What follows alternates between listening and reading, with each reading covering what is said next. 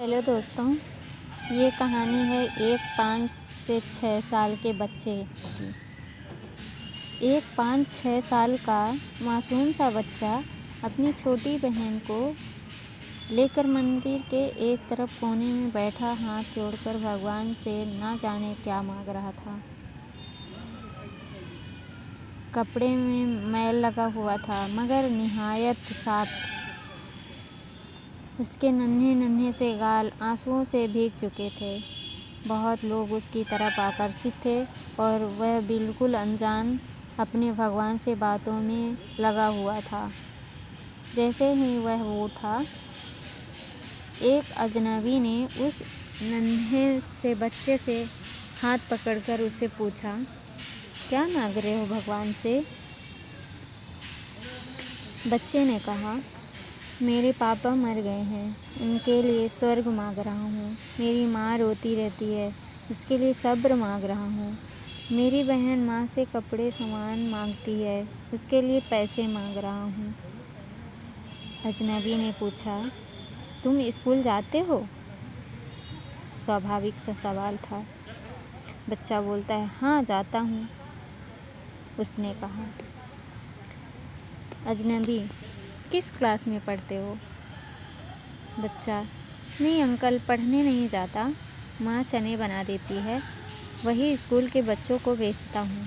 बहुत सारे बच्चे मुझसे चने खरीदते हैं, हमारा यही काम धंधा है। बच्चे का एक एक शब्द मेरी रूह में उतर रहा था। तुम्हारा कोई रिश्तेदार ना चाहते हुए भी अजनबी बच्चे से पूछ बैठा। पता नहीं, माँ कहती है गरीब का कोई रिश्तेदार नहीं होता। माँ झूठ नहीं बोलती, पर अंकल मुझे लगता है मेरी माँ कभी कभी झूठ बोलती है। जब हम खाना खाते हैं हमें देखती रहती है। जब कहता हूँ माँ तुम भी खाओ, तो कहती है मैंने खा लिया था। उस समय लगता है झूठ बोलती है। बेटा, अगर तुम्हारे घर का खर्च मिल जाए तो पढ़ाई करोगे? बिल्कुल नहीं, पढ़ाई करने वाले गरीबों से नफरत करते हैं। अंकल, हमें किसी पढ़े हुए ने कभी नहीं पूछा, पास से गुजर जाते हैं। अजनबी हैरान भी था और शर्मिंदा भी।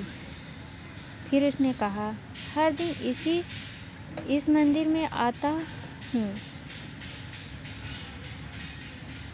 कभी किसी ने नहीं पूछा। यहाँ सब आने वाले मेरे पिताजी को जानते थे, मगर हमें कोई नहीं जानता। बच्चा ज़ोर ज़ोर से रोने लगा। अंकल, जब बाप मर जाता है तो सब अजनबी क्यों हो जाते हैं? मेरे पास इसका कोई जवाब नहीं था। ऐसे कितने मासूम होंगे जो हसरतों से घायल हैं। इससे ज़रूरतमंद यतीमों, बेसहाराओं को ढूंढिए और उनकी मदद कीजिए। किस उम्र में कमाया जाए, किस उम्र में पढ़ा जाए, यह शौक़ नहीं हालात तय करते हैं। धन्यवाद दोस्तों।